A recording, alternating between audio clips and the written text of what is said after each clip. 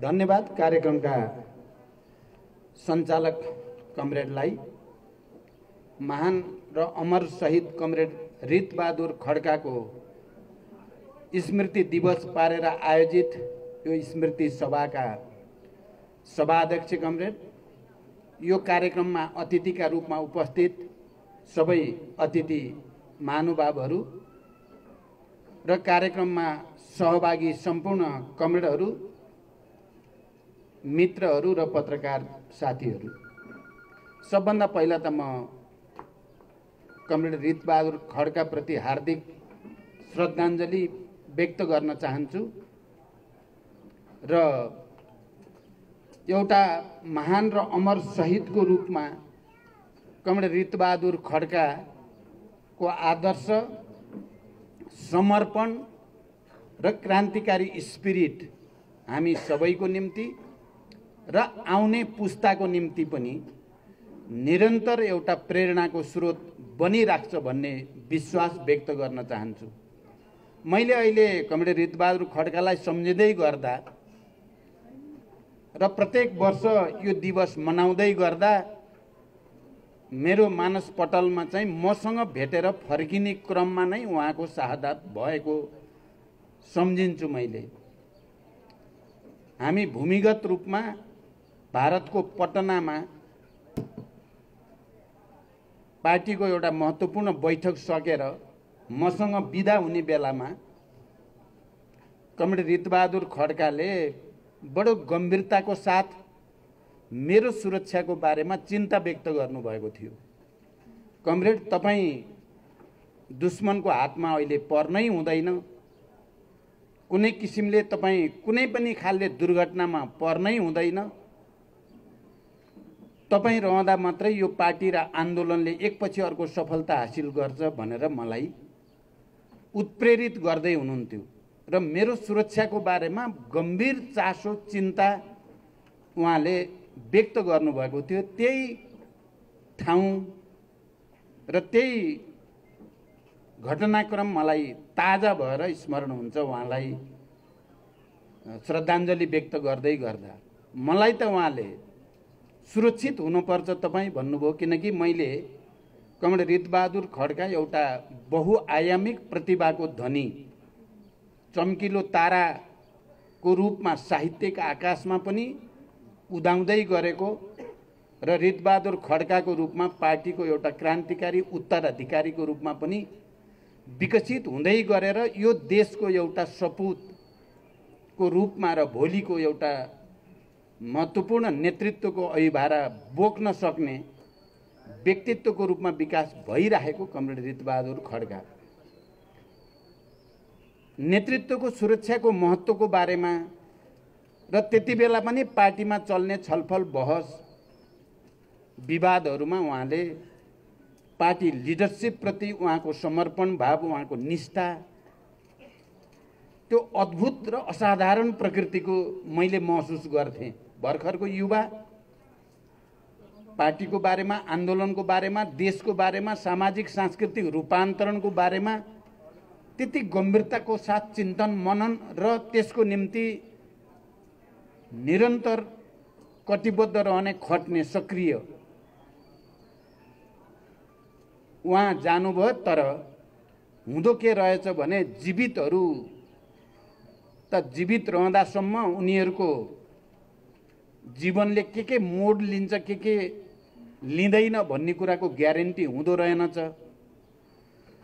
तर कमरेड रितबहादुर खड्का जस्ता शहीदहरू त निरन्तर परिवर्तनको निम्ति, निरन्तर एउटा आदर्शको निम्ति, उद्देश्यको निम्ति जीवित मानिसहरूलाई दिशा निर्देश गरिराख्ने एउटा पात्र हुनुहुँदो रहेछ, हुन जाँदो रहेछ। कमरेड रितबहादुर खड्का त्यस्तै पात्र मध्ये हुनुहुन्छ।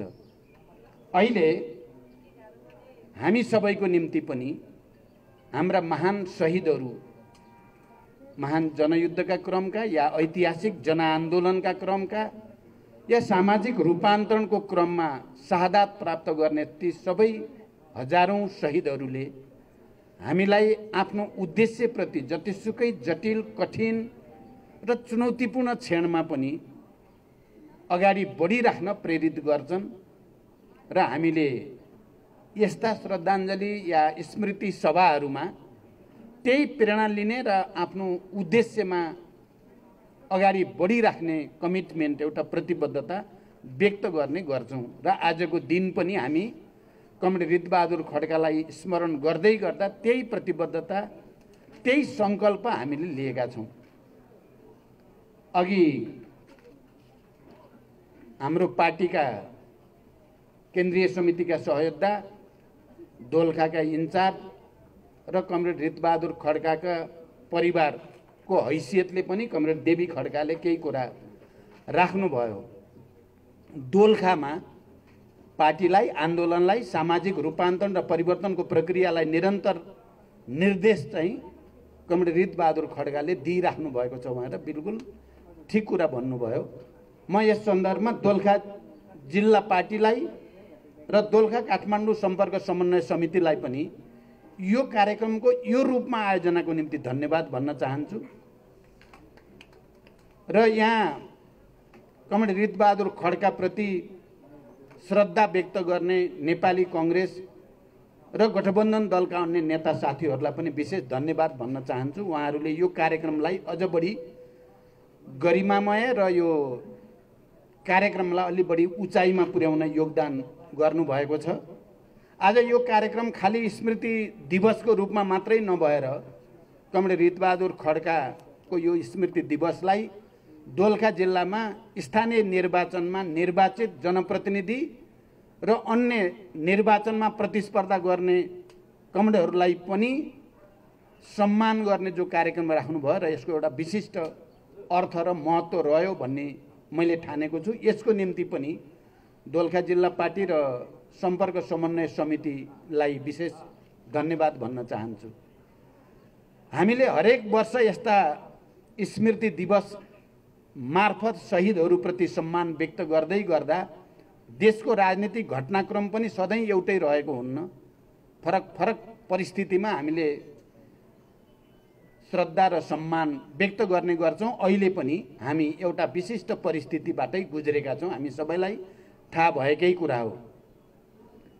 हजारौं शहीदहरू र लाखौं करोडौं जनताको रगत पसिनाबाट आएको परिवर्तन, संघीय लोकतान्त्रिक गणतन्त्र, संविधान,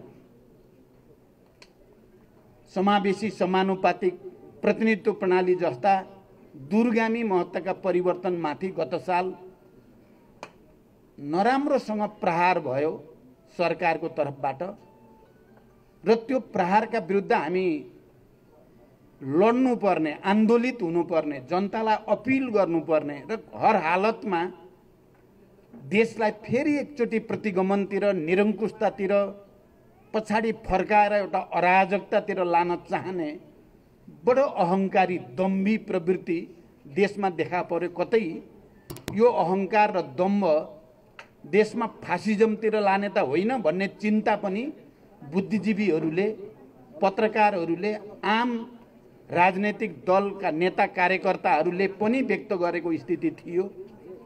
हामी सबै त्यही प्रक्रियामा यो प्रतिगमन र निरङ्कुशताका विरुद्ध, यो अहङ्कार र दम्भका विरुद्ध जसले देशलाई फेरि दुर्घटनातिर धकेल्ने मनसाय राखेको छ, यसलाई परास्त गर्नै पर्छ भनेर नै हामीले एउटा गठबन्धन निर्माण गरेका हौँ र त्यो गठबन्धन मार्फत संविधानको रक्षा, संघीय लोकतान्त्रिक गणतन्त्रको रक्षा, समावेशी समानुपातिकताको रक्षा र यो राष्ट्रको रक्षा गर्ने उद्देश्यका साथ हामीले गठबन्धन गर्यौं र गठबन्धन गरिसकेपछि त्यो प्रतिगमनको प्रवृत्ति परास्त भयो, संविधानको रक्षा भयो, गणतन्त्रको रक्षा भयो, लोकतन्त्रको रक्षा भयो र हामी अगाडि बढ्दै भर्खरै स्थानीय तहको निर्वाचन सफलताका साथ सम्पन्न भयो। मैले, तपाईहरुले सुन्नु भएको होला, मैले प्रतिनिधि सभामा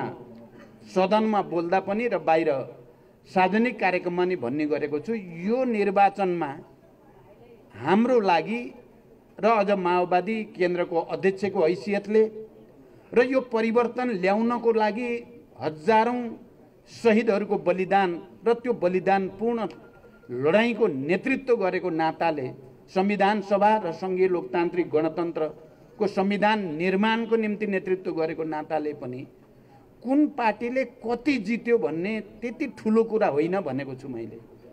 ठुलो कुरा निर्वाचन यही संविधान अन्तर्गत सफलताका साथ सम्पन्न भयो। यसैमा हामी सबैले गर्व गर्नुपर्दछ, किनकि यसलाई भाँचकुच पार्ने, यो संविधानलाई फेरि एकचोटि च्यातेर चाहिँ अराजकता र निरङ्कुशतातिर देशलाई लैजान चाहने प्रवृत्ति परास्त भएको छ, परिवर्तनको पक्षधरको विजय भएको छ। र मैले भन्ने गरेको छु, नेपाली कांग्रेसले 2-4 सिट बढी जिते पनि या अर्को पार्टीले 2-4 सिट घटी जिते पनि मैले हेर्दा चाहिँ यो हामीले नै जितेको देख्छु म। जुनसुकै पार्टीहरूबाट दलित, महिला, जनजाति, मधेसी प्रतिनिधित्व हुँदा पनि मैले चाहिँ के ठान्ने गर्छु भने यो हाम्रो लडाईँकै जित हो भन्ने म ठान्छु। कांग्रेसबाट आए पनि दलित महिला आइपुग्यो, दलितहरूको प्रतिनिधित्व भयो या जनजातिको भयो या मधेसीको भयो, मुस्लिमको भयो, महिलाहरूको भयो भने मैले भन्ने गरेको छु जुनसुकै पार्टीबाट आएको भए पनि त्यो हाम्रो लडाईँको जित हो। त्यो हामीले त्यसमा गर्व गर्नुपर्दछ।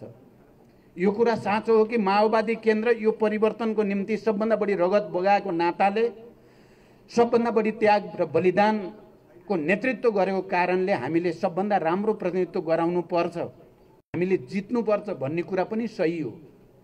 तर राष्ट्रको नेतृत्वको हैसियतले र यो परिवर्तनको नेतृत्वको हैसियतले मैले विचार गर्दा यो संविधान बच्यो र संविधान गतिशील ढङ्गले कार्यान्वयनतिर गयो र यो संविधानले परिकल्पना गरे जस्तै समाजवाद उन्मुख राज्य हाम्रो निजी, सार्वजनिक र सहकारीको समन्वयबाट एउटा समाजवादको आधार तयार पार्ने, उत्पादकत्व वृद्धि गर्दै जनताको घर आँगनमा सुख समृद्धि र खुसियाली ल्याउने लडाईँ हामी जो लड्दैछौँ, किन यो राजनीतिक परिवर्तनको लडाईँपछि हामीले भनेका छौँ अब समाजवाद निर्माणको लडाईँ, विकास र समृद्धिको लडाईँ, त्यसको निम्ति पनि हामीले सहकार्य एकता गर्नु नै छ।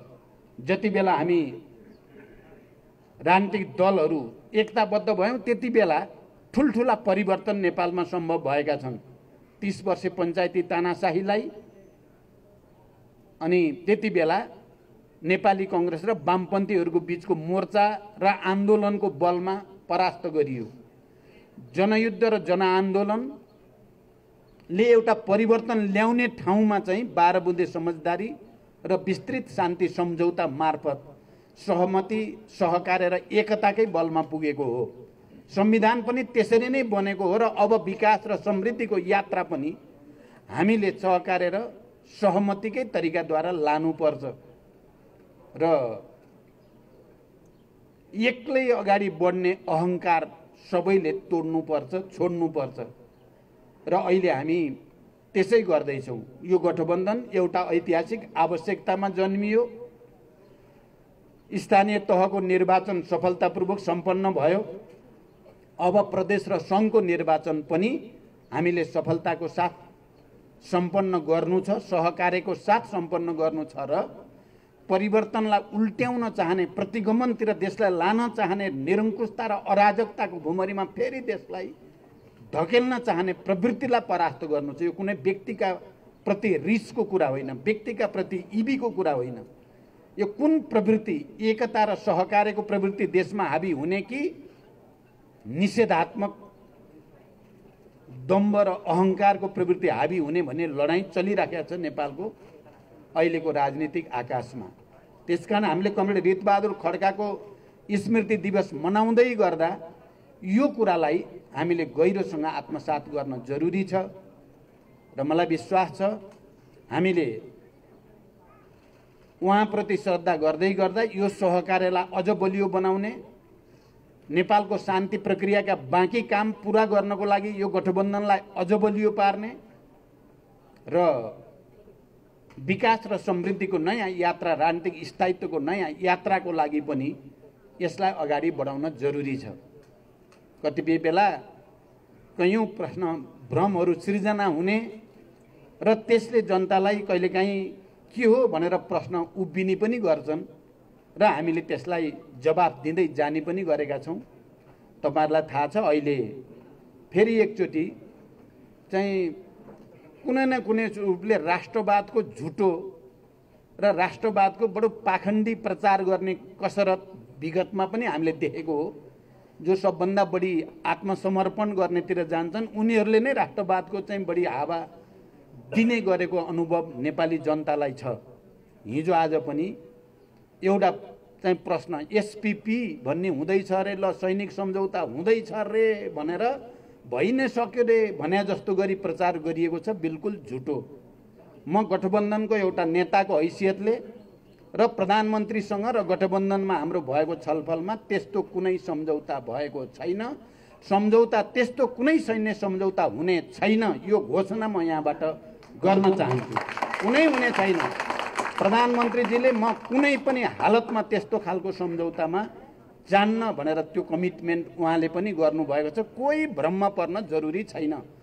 बरु यो एसपीपी सम्झौता कार्यान्वयन गर्ने काम 2019 सालमा केपी ओली नेतृत्वको सरकारले सम्झौता गरिसकेको तथ्य इतिहासमा छ।